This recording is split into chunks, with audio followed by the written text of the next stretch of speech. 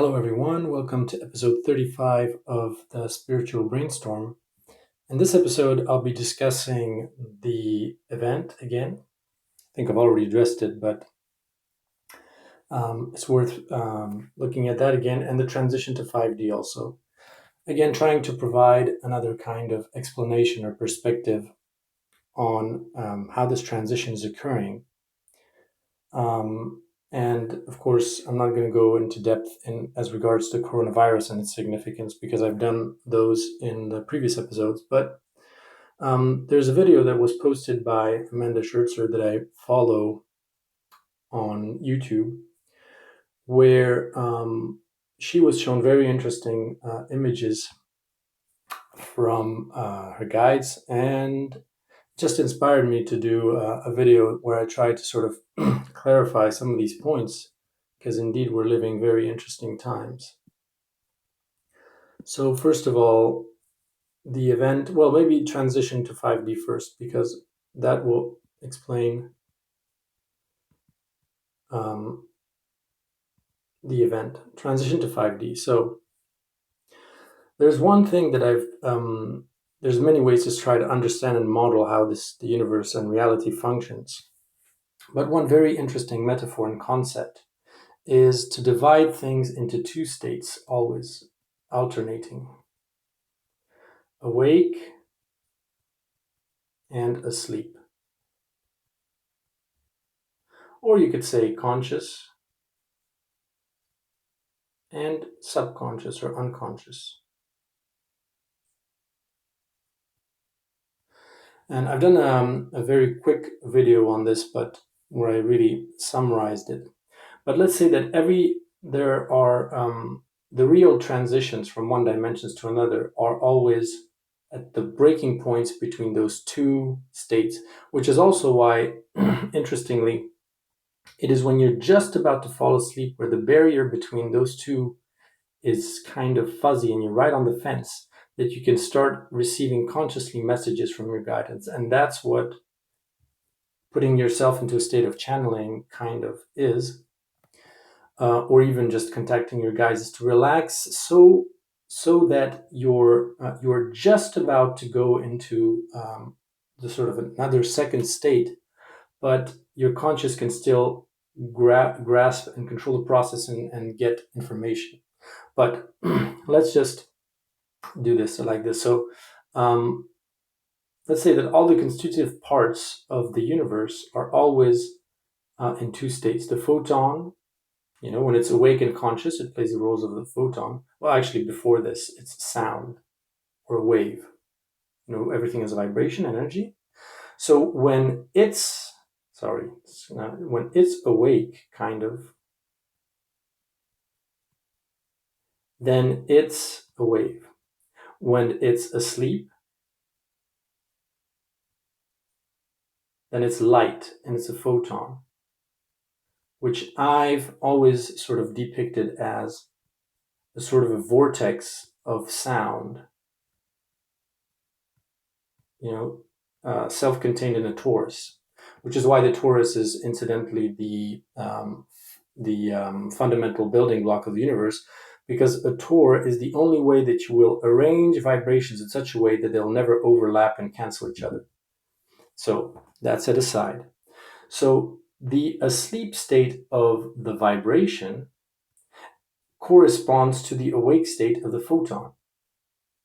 And now the asleep state of the photon is fundamental subparticles,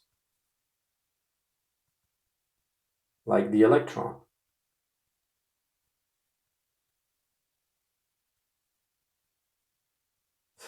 Or minus, actually. Anyways, doesn't matter. Or, quarks. So that's the asleep state of the photon. But from their perspective, from their awake state, they are that, and then from their asleep state, they are atoms. And I guess you know where I'm getting there from here, is that, again, awake, sleep. Atoms then, in their asleep state, they're molecules. And then from the awake perspective of molecules, they are dreaming of being life, a living cell, awake, asleep, asleep, awake. You know what I mean? And then the living cell is dreaming of being, global organisms, and so it's just an a dream within a dream within a dream within a dream within a dream, and consciousness kind of sort of makes its way through all of these stages. Now, there is either a continuous, either when you're for instance, imagine that you are, let's say, you're a living cell right here, and your lifespan is just long enough for you to live through the transition where you break the barrier and you live the actual scenario of going into your dream asleep, which is, for instance, a global organism such as, I don't know, a lizard, a frog, or a human, and it doesn't matter. But you are alive, kind of. Your lifespan is enough that you can do that. You can live through that experience, and that is exactly the situation where we are in, where our asleep state is 5D basically, and our awake state is where we are now. And we are living basically the transition because we are right, our consciousness has evolved right to the barrier of breaking through into the world of dreams. And the world of dreams, as anybody knows, some people call it the astral plane, but indeed, you can manipulate time and space in your dreams. You can instantly teleport to the other side of the universe in your dreams if you want to. Anybody that has had a lucid dream knows that you can do that. And the thing is, ultimately, we will be able to do that. And our consciousness just has to grow into being able to do that.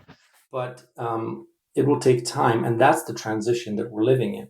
It's basically a barrier between our awake state and our sleep state, where, let's say, for now, we are in our global consciousness. We're like 51% awake and 49% asleep, or something like that. And when the balance is tipped, then you find yourself in the world of dreams. And that's why people are saying that there is acceleration in manifestation. Because when you're 100% in your dreams and you're in a lucid dream, things happen instantly. Whenever you want something to happen, it happens. Now, imagine people that were living at medieval ages, for instance, and they were like, say, 10% in their, no, what I mean, 90% in their quote unquote awake state and 10% as a mixture, in their dream state. Then it takes much longer to manifest anything into their reality from here to there, say. Which is incidentally how you sort of evolve. This process of evolution is just integrating more and more your dream state into your awake state until you transition. So now that the only thing is these barriers, then what form do you give them? What experience do you sort of materialize for you to have that kind of signal, or the knowing that you are going to the other side? And that's what people call the event. And the event is actually happening every night and every morning. Every night you go to sleep and you go into your dreams, and every morning you wake up and you're back in your body. So you're going back and forth, back and forth. It's one form that you give the process of going from one to the other. But how does it manifest if you're doing it in your conscious state? How does it manifest? And so if you watch my video about the coronavirus, then what I explained is that you always have to, since this mechanism is, how do you generate basically the dream?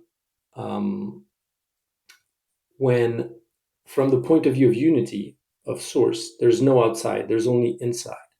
The only way it can generate an outside is by sort of looking at itself from various points of view, giving those points of view a sort of an autonomy, and then those points of view create a reality on the outside, which is the result of their interactions by saying, oh, this is what I am. No, no, no, this is what I am, and so forth, like sort of battling for a worldview which ultimately is just looking at the same thing from different perspectives. So it's just like, it's as if there was just one atom and it was looking at itself from plenty of different points of view. And the dream is generated by the experiences, the shared experiences of those different points of view, which then give rise to the idea of the molecule. And that does the same. It also looks at itself from various points of views, and that generates the dream, etc., etc. So it's dreams that are nested one inside of the other. And then there is just the ascension process is simply the gradual integration of or moving from one dream state to another. And of course, when you are incarnated here, the only way you can go to dreamland, so to speak, is dying. So it is a kind of death that we're living, but it's okay. So let's say that, for instance, your spirit is waiting for you here on the at the end of your life. It's already waiting for you here on the edge of the dream world. Let's say it's there. It's waiting, and you live your life. You live your life. You live your life. Bam! Too bad. You know, your consciousness just wasn't didn't manage to go far enough in integrating this dream world into your awake world, and you have to experience dying, rip, and you sort of teleport yourself to where you are, have always been, and waiting for, you know. What's nice is if during your lifespan you can sort of merge with your dream state, quite your dream double, if you will. Now here you'll have to watch my other videos where I just explained that basically all of these different steps, all of these different forms, like the atom, the molecule, all of these appear instantly as an idea, pure idea, which did not experience itself yet. And so that's why everything is kind of waiting, already sort of not complete, I would say, but as an idea, and then the idea then as this is glad that it's experienced itself, and it has acquired sort of the experience of testing the path that it takes from one to the other. It's like if you instantly teleported yourself on the top of the mountain, and you're sort of yourself is waiting there for you, but it doesn't know what the experience is of actually trekking all the way up the mountain. And that's what you're bringing to that you that is standing there for all eternity. And merging back into yourself is probably so exhilarating, because you understand that it was the experience that was so thrilling from its perspective, playing with itself. So the event is not canceled.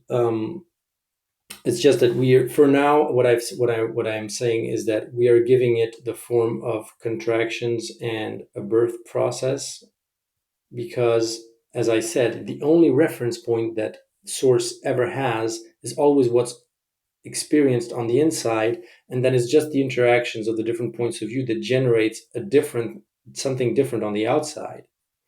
But the only thing that we have in common, that we've lived through in common, every single one of us, as the passage from one state to another, is birth, our own birth. And actually, our own birth is going from an asleep state as the cell to an awake state as the human. It's almost as if in the womb, your the baby goes through all of this, all of the dreams and experiences that the living cell has accumulated over 2 billion years in 9 months.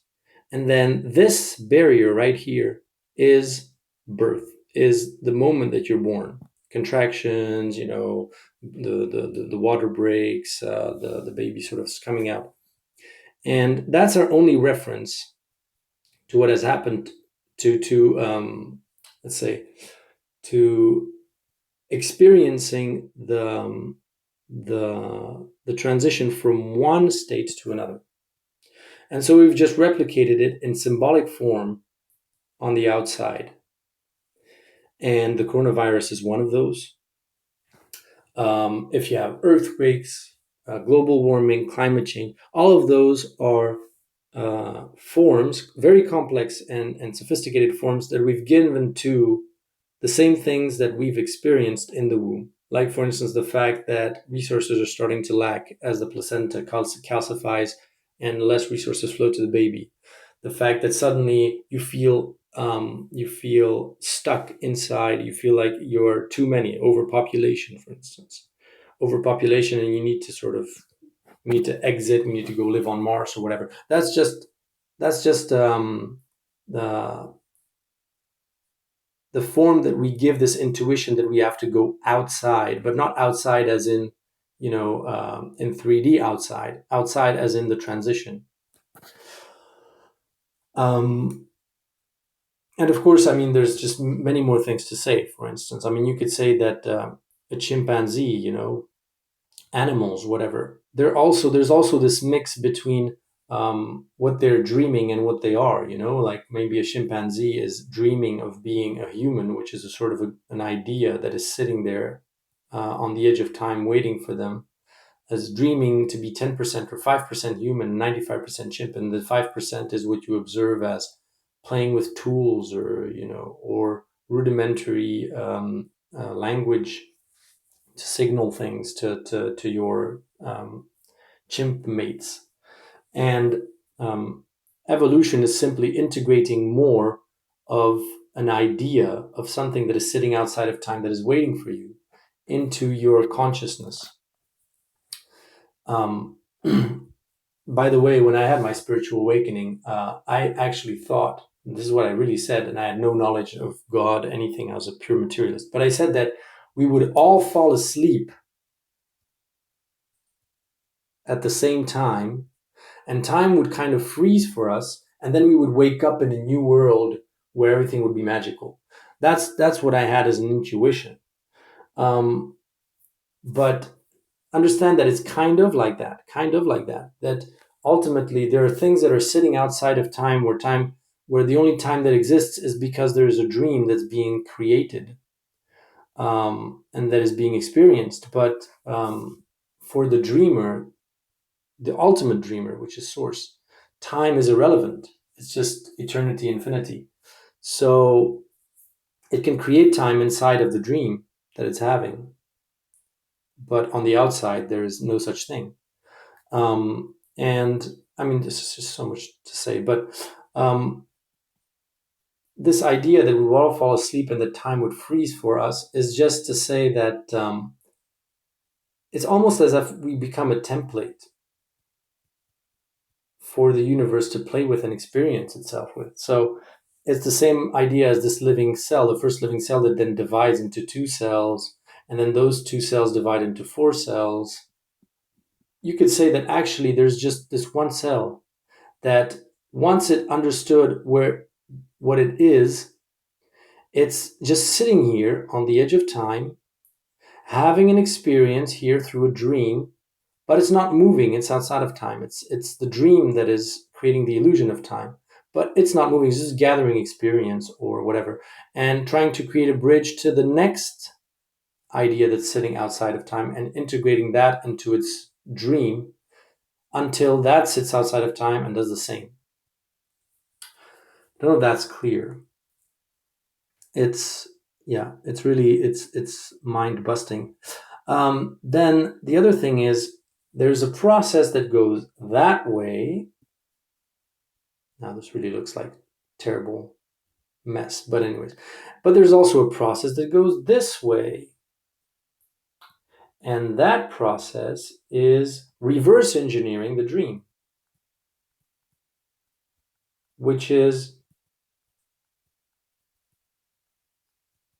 oops, reverse engineering. Okay, you know what I mean. Reverse engineering the dream, which is from your dream perspective, you're trying to understand how you got there. And when you reach the level where you sort of understand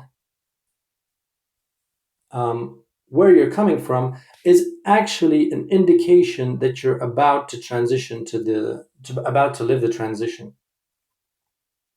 So it's almost as if this goes two ways. As you're going forward in your dream, you're also going backward and trying to reverse engineer how you came to be here. And the more you reverse engineer, the more you integrate these different parts, you actually stabilize all of those dreams below. You sort of stabilize the atom by observing the atoms. You're kind of stabilizing them and saying, and sort of, it's almost like you're creating order inside their dream that they're having by observing them from your dream, you know? So these dreams sort of come into focus simultaneously. This is where also this idea of time being simultaneous is that they're all being dreamed at the same time. And so when we have in our early sort of stage here, let's say, when we have theology and monotheist religions as a theory, then what have you really stabilized here as dreams? You've only like saying, okay, God created the earth or the universe in 7 days. So it's almost as if they've created all of these things like directly, no experience whatsoever, and then bam, ploops, man sort of pops from nowhere. And so that's a very early stage sort of reverse engineering of the dream. And then it starts to get more and more complex. And you have also maybe like the Greeks, which have their own philosophy of how we came to be, the Hindus and the Incas and all kinds of other ones. And then scientific materialism is basically the last one before breaking the barrier. Why? Because their fundamental theory is that everything happens by chance and by randomness, and we're here out of random luck, that just from chaos, it just randomly blah blah blah, and here we are. Randomness and chance is the very longest timeline you could build that gets you to where you are. The very longest, the ones where there's the most amount of experience, and the one where everything is nice and orderly, even though you're saying it's chance and randomness, still there are laws, there's like everything is really. And then in order to break, once you sort of reverse engineer that, the next step is spirituality, understanding source, becoming aware of source. That's like the transcendence of materialism and so forth. So and integration of all of these steps as not like really, how should I say, overcoming this notion that one thing has to be true versus another, understanding that all of this process was just an evolutionary process.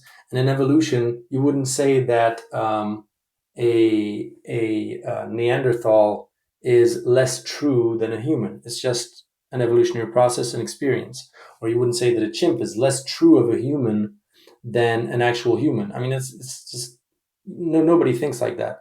And that realization, when you transition from materialism to spirituality, and integration of all of that process, and the realization that all of those things are true, is what brings you to the edge of the transition.